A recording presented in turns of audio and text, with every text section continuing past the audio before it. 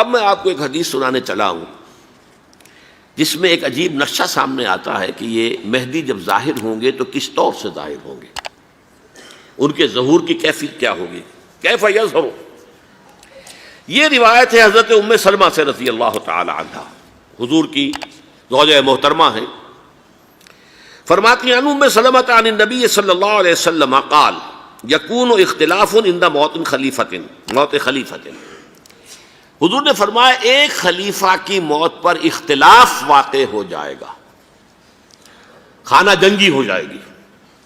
فَيَخْرُجُ رَجُلٌ مِّنْ أَهْلِ الْمَدِينَةِ حَارِبًا إِلَىٰ مکہ، پھر مدینے کے لوگوں میں سے ایک شخص نکلے گا، بھاگے گا اور جا کر پناہ لے گا اور چھپ جائے گا مکے میں۔ فَيَأْتِيهِ نَاسٌ مِّنْ أَهْلِ مکہ، پھر اس کے پاس آئیں گے اہل مکہ، مکہ کے لوگ، فَيُخْرِجُونَهُ، اور اسے نکالیں گے، جہاں وہ چھپے ہوئے ہوں گے وہاں سے نکالیں گے۔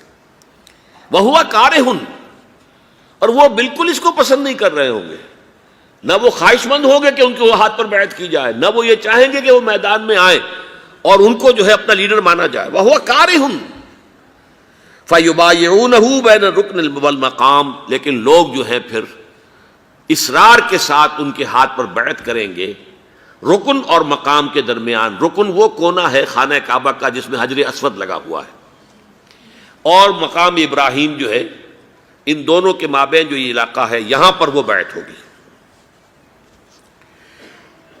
وَيُبْعَثُ إِلَيْهِ بَعْثٌ مِّنَ الشَّامِ، ان کے خلاف ایک لشکر بھیجا جائے گا شام سے۔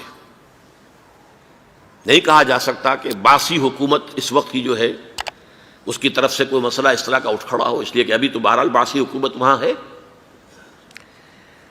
فَيُخْسَفُ بِهِمُ بِالْبَيْضَاءِ بَيْنَ مَکَّہ وَالْمَدِینَہ، لیکن اللہ تعالیٰ اس لشکر کو مکے اور مدینے کے درمیان وادی بیضاء میں دھسا دے گا، زمین کے اندر پورے کے پورے لشکر کو۔ فَإِذَا رَأَى النَّاسُ ذَلِكَ، جب لوگ یہ دیکھیں گے کہ اتنی بڑی نشانی ظاہر ہو گئی، أَتَاهُ أَبْدَالُ الشَّامِ وَعَصَائِبٌ من العراق فَيُبَايِعُونَهُ، اب شام سے سارے کے سارے جو اولیاء اللہ ہیں وہ بھی آئیں گے، اور عراق سے جوق در جوق لوگ آئیں گے اور ان سے بیعت کریں گے۔